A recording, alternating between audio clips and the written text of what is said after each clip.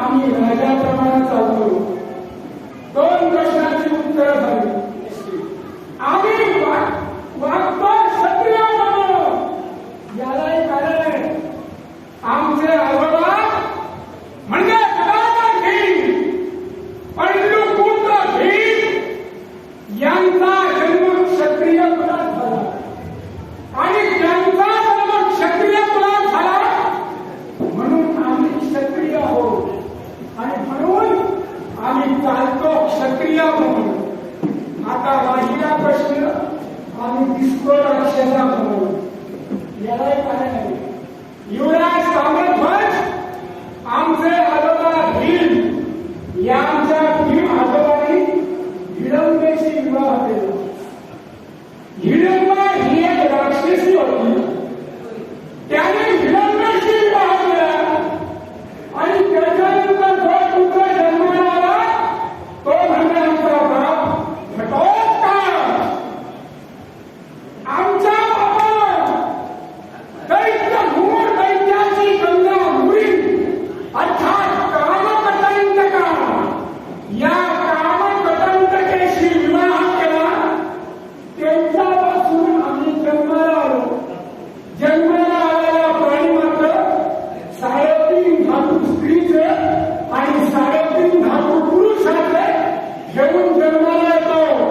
मग मला सांगा, आम्ही जी बुद्धिमत्ता घेतली ही आमच्या आईकडून होती. आम्ही जे रूप घेतलं ते आमच्या आईकडचं होतं आणि बाकीचं हे जे सगळं दिसतंय ना हे आमचं बापाकडचं.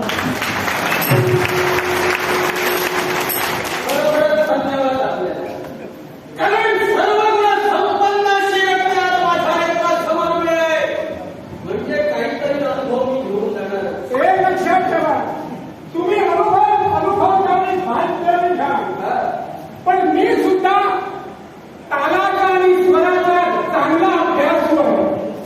मला सांगा, तुम्ही जेव्हा तो स्वर लावला तो एवढा ताट लावला त्या स्वराचा मला अर्थ कळला नाही. एवढ्या ताट स्वरात तुम्ही का म्हणता? एकच कारण असतं. कारण आपला समोर आलेला योद्धा कोण आहे, कसा आहे याची प्रथम तर मी शहानिशा करतो. माझ्या समोर आलेला योद्ध्याला मी कधीच कमी लेखत नाही.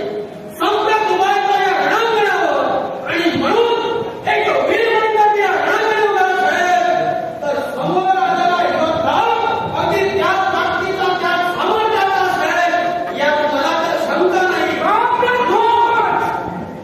नक्की तुम्हाला काय करायचंय? रत्नकुंडाचा युवराज ताम्रध्वजाने वंदन केलंय. ते ताम्रध्वज आपल्याला निश्चित. हे युवराज, मुकाट्याने आमच्या अश्वाची मुक्तता करा आणि त्याच्यासाठी थांबावं. प्रथमतः तुम्ही या रंगणावर आणि अश्वाच्या मुक्ततेसाठी जर युवराज ताम्रध्वजाला मागणी करत असाल, प्रथमतः तुमचे पराक्रमाने सिद्ध करा. कोण असे तुमचे पराक्रम आहे जेणेकरून एका वीर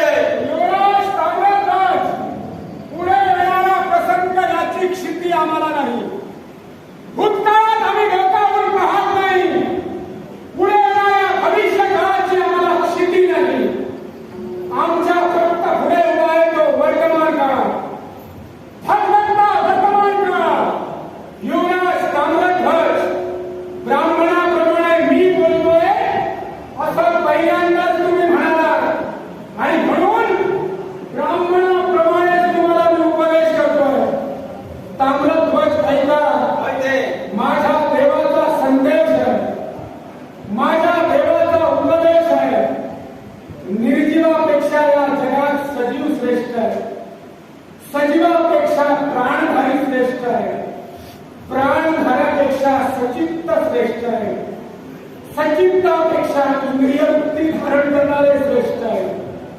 इंद्रिय वृत्ती धारण करणाऱ्यापेक्षा रसज्ञानी श्रेष्ठ आहे. रसज्ञानापेक्षा गंधज्ञानी श्रेष्ठ आहे. स्पर्शज्ञानापेक्षा रूपज्ञानी श्रेष्ठ आहे. रूपज्ञानापेक्षा शब्दज्ञानी श्रेष्ठ आहे. शब्दज्ञानापेक्षा दोन्ही बाजूने गाठ असणारे श्रेष्ठ आहे. दोन्ही बाजू